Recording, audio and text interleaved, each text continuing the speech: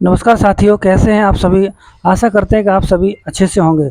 आप सभी का मेरे YouTube चैनल आराध्य होम केयर में हार्दिक स्वागत है। साथियों, आज मैं आपको हाइपोथायराइडिज्म के बारे में बताऊंगा और इसके कुछ कार्ड, लक्षण एवं होम्योपैथिक उपचार बताऊंगा। तो चलिए शुरू करते हैं।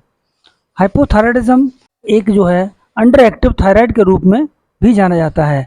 यह एक ऐसी स्थिति है जिससे रोगी की थायराइड ग्रंथि में रक्त प्रवाह जो है पर्याप्त नहीं हो पाता है और स्राव करने की क्षमता कम हो जाती है। शरीर का हर तंत्र थायराइड हार्मोन पर प्रतिक्रिया व्यक्त करता है। हाइपोथायराइड के परिणाम स्वरूप हृदय की समस्याएं, तंत्रिका संबंधी समस्याएं, गैस्ट्रो समस्याएं और मेटाबॉलिज्म से संबंधित समस्याएं आम हो जाती हैं। विश्व स्तर पर हाइपोथायराइड की व्यापकता 5% है बताई गई है। गर्भावस्था में अक्सर हाइपोथायराइड का खतरा ज़्यादा से ज़्यादा रहता है। इसका प्रचलन दर 1.5 से लेकर के 4 पॉइंट तक होता है। थायराइड दो प्रकार का होता है, एक हाइपोथायराइड और एक हाइपरथायराइड। हाइपोथायराइड में क्या होता है, इसमें पेशेंट जो है मोटा हो जाता है, और हाइपरथायराइड में क्या होता है, इसमें पेशेंट पतला हो जाता है। तो चलिए कुछ मैं हाइपोथायराइड के कुछ लक्षण आपको बता रहा हूँ। इसमें पहला लक्षण है, इसमें लक्षण इस बात पर निर्भर करता है कि व्यक्ति हार्मोन की कमी कितनी गंभीर है। यह धीमा और प्रगतिशील है। इसको विकसित होने में कई साल लग जाते हैं।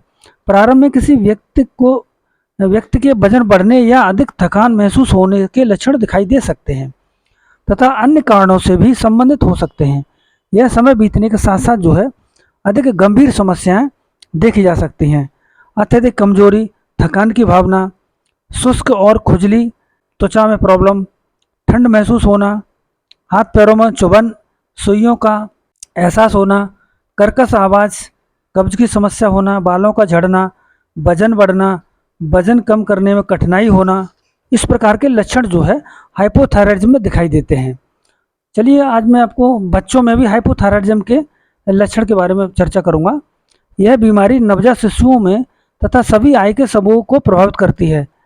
समय के बाद शिशुओं की अपेक्षा समय से पहले जन्मे शिशुओं में अधिक गंभीर होती है।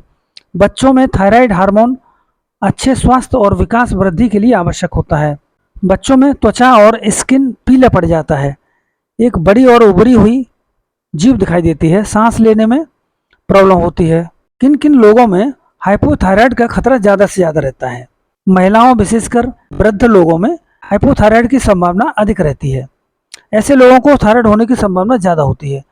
नंबर 2 है पिछले 6 महीनों में गर्भावस्था की स्थिति से गुजर रही महिलाओं में। नंबर 3 है पूर्व थायराइड समस्याओं की उपस्थिति जैसे गंठमाला रोग। नंबर 4 है थायराइड की समस्या ठीक करने के लिए रेडियोधर्मी आयोडीन थेरेपी। नंबर 5 है डाउन सिंड्रोम, टर्नर सिंड्रोम की घटना जिम्मेदार है इसके लिए। नंबर 6 है ऑटो इम्यून बीमारियों, पारिवारिक इतिहास भी इसके लिए जिम्मेदार होता है। अब मैं आपको हाइपोथायराइड के कुछ महत्वपूर्ण कारण के बारे में चर्चा करेंगे। सामान्य तौर पर आयोडीन की कमी हाइपोथायराइड के प्रमुख कारणों में से एक मानी जाती है। इसके बाद ऑटोइम्यून बीमारी और ऑटोजेनिक कार्ड होते हैं। प्राथमिक कार्ड कौन कौन से होते हैं? ऑटोइम्यून डिसीज, विकिरण उपचार और आयोडीन के उपचार, थायराइड ग्रंथि को ऑपरेशन से हटाना, कैंसर के कार्ड, कीमो।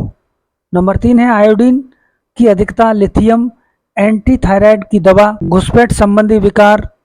अब द्वितीय कार्ड कौन कौन से हैं? ट्यूमर, पिट्यूटरी सर्जरी, विकिरण, सीहान सिंड्रोम, आघात, संयुक्त पिट्यूटरी हार्मोन की कमी, TCH की कमी, हाइपोथैलेमिक रोग, ट्यूमर, आघात। क्षणिक कार्ड कौन कौन से हैं? प्रसवोपरांत कुछ गर्भवती महिलाएं जिन्होंने हाल ही में बच्चों को जन्म दिया है, उन्हें हाइपोथायराइड का खतरा ज़्यादा रहता है क्योंकि उनके शरीर थायराइड के खिलाफ एंटीबॉडीज बनाना शुरू कर देते हैं। हाइपोथायराइड की जटिलताएं कौन कौन सी हैं? बांझपन, गंडमाला रोग, हार्ट से संबंधित तमाम प्रकार की बीमारियां हैं। अब मैं आपको कुछ हाइपोथायराइड के नुस्खे से संबंधित जानकारी देता हूं। आप जो है 50 ग्राम धनिया की चटनी बनाएंगे और उस चटनी को जो है 1 गिलास गुनगुने पानी में डाल करके आप डेली सुबह पिएंगे। चलिए मैं आपको कुछ होम्योपैथिक दवाई बताता हूं जो हाइपोथायराइड में बहुत ही इफेक्टिव है। सबसे पहली दवा है थायरोडिनम 3X। इसकी 2 गोली सुबह शाम चूसना है। नंबर दूसरी दवा है कैलकेरिया कार्ब 200। इसकी 2 ड्रॉप्स मॉर्निंग में लेनी है आपको 2 ड्रॉप्स। यह दवा आपको एक जानकारी के लिए उपलब्ध कराई जा रही है। इस दवा से सेल्फ मेडिकेशन न करें। अगर आपको कोई समस्या है तो आप अपने नज़दीकी किसी होम्योपैथिक डॉक्टर के पास जा करके अपना ट्रीटमेंट कराएं। यह वीडियो आपको अच्छी लगी तो लाइक, सब्सक्राइब और शेयर करें।